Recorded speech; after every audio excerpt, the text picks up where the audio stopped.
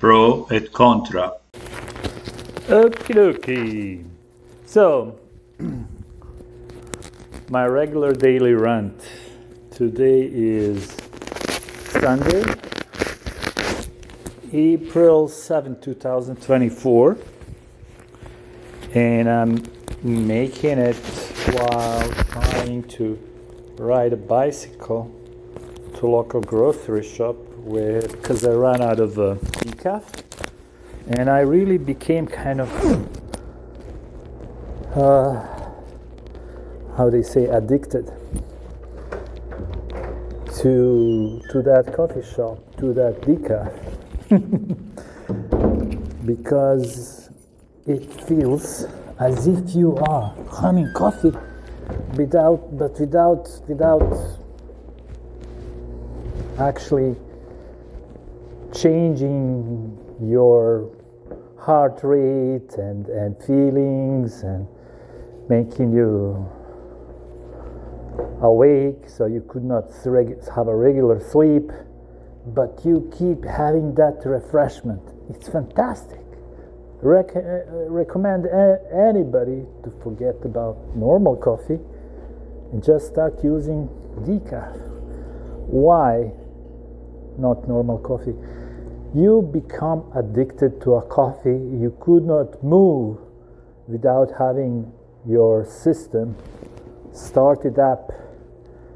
That would be like as if you are starting your car each time with kind of using somebody else's car and those battery cables to start up your car, and each time like that, you're going to ruin your engine. So forget about that and just use a normal fuel for your own engine. Your engine is going to last longer. A heart in this occasion. So what was I saying about the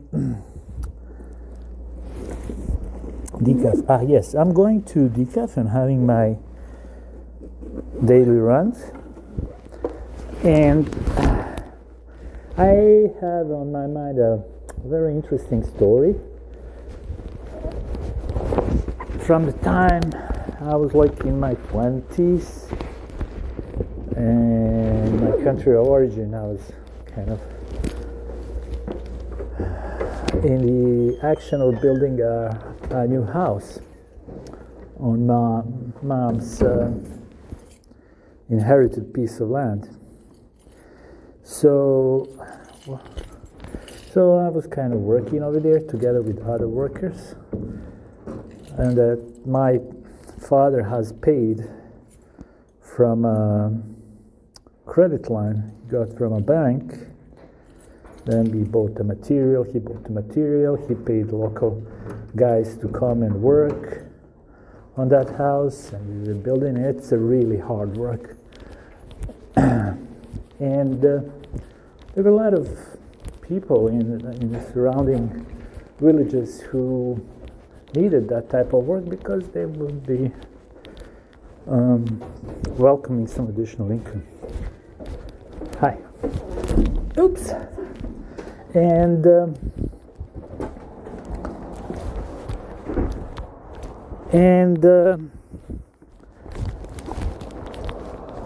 so my mom prepared a lunch for all the workers. Outside it's a spring to summer kind of time, long daily hours, so it's ideal for that type of endeavor. So my father invited to that lunch as well a guy who lived across the street from us, a neighbor and retired guy who was actually during the Second World War. He fought on the side of partisans, basically a side that at the end of Second World War was winning in Yugoslavia, and not only winning against Germans, but winning against monarchists as well. And because there was a civil war, just like during the Second World War in Yugoslavia, just like there was a civil war in Russia after or during First World War, similar type of thing.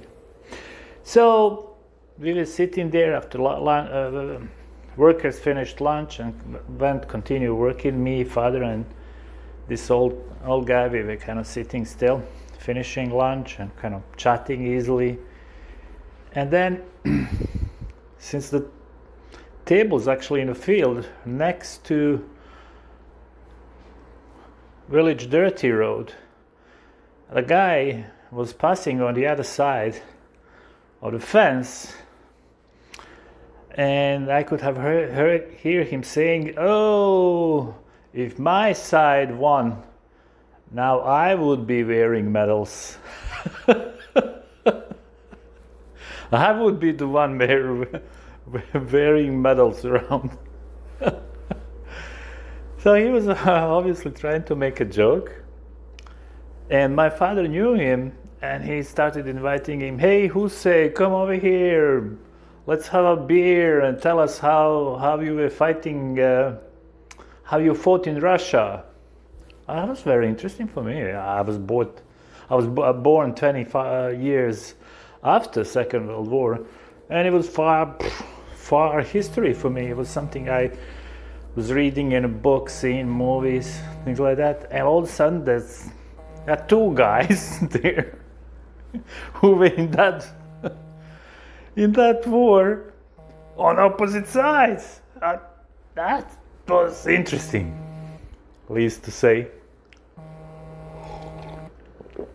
So my father liked kind of talking to people, and he would be always with a smile, with a grin, addressing people and asking him. First he poured in brandy. "So, how are you doing, this and that?" And then, "So tell us, how did you fought in Russia?" So the guy was kind of saying, "Well, I was a member of that self-defense unit, and they kind of backed us up since we were kind of German ally and sent us to Eastern Front." Well, there was a kind of small nuance there. Later, when he left, my father asked this partisan guy who wasn't saying a word while while the other guy was there, "Is it true that he was in that kind of self-defense, local defense unit?" "Nah, he's lying. He was a Stasha." That means kind of comparable to SS Waffen in Germans. Not only military, but a Nazi military in Croatia. And then my father was asking him, "So how was it over there fighting against Russians?" He said, "Oh, well, it was simple. We were on this side, Russians are on the other side, and when they start pushing, we would just turn around and round this way, and that was easy. But then in time, Russians were pushing more and more and more, and I kind of saw then that I'm going to end up dead. So I kind of devised a plan. I went to my sergeant and I explained to him that I have a family, that I'm the only kind of who's provider for my family, and this and that. And he kind of wrote to me that I could be transferred back to Bosnia, to unit in Bosnia. And again, when he left, my father asked this partisan guy, "So is it true that he was let go, come back from Eastern Front?" He's lying. He ran away. And then my father said, "Well, that was, he still showed the capability, That wasn't easy things to do." So then, story continues. My father then asked him, so how was it over here? Well, they put me right away in local unit over here to fight against partisans. What then? That was worse than fight against Russians. You know, in Russia, you know, Russians are on one side, you're on the other side. And over here, when partisans started firing, you could hear firing from all sides. You don't know where to run. That was tough. So how did you finish the war? Where were you? Where were you when the war ended up? Well, they captured me in Zagreb in some kind of building, and at the bottom of a building, they pulled us out and they kind of put us in a row, all of the kind of us guys there.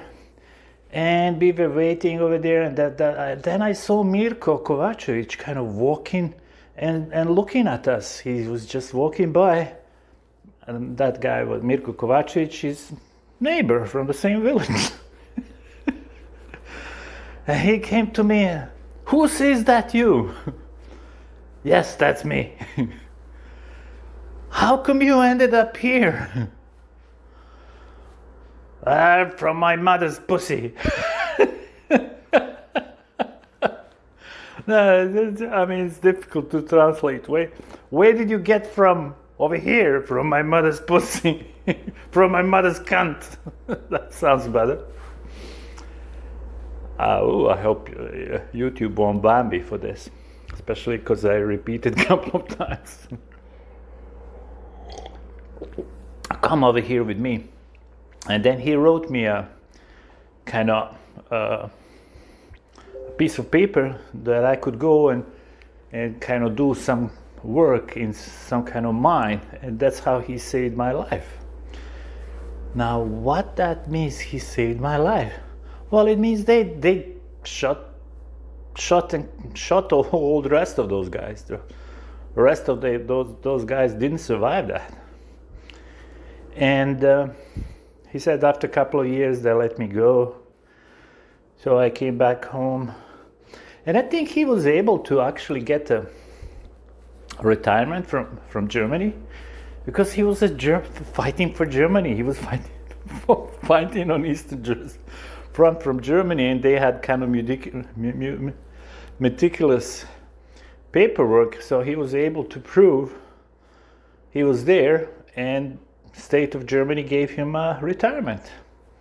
And that was he was really living easily over there on that money. That was a lot of money for Yugoslavian circumstances. Well, that was it.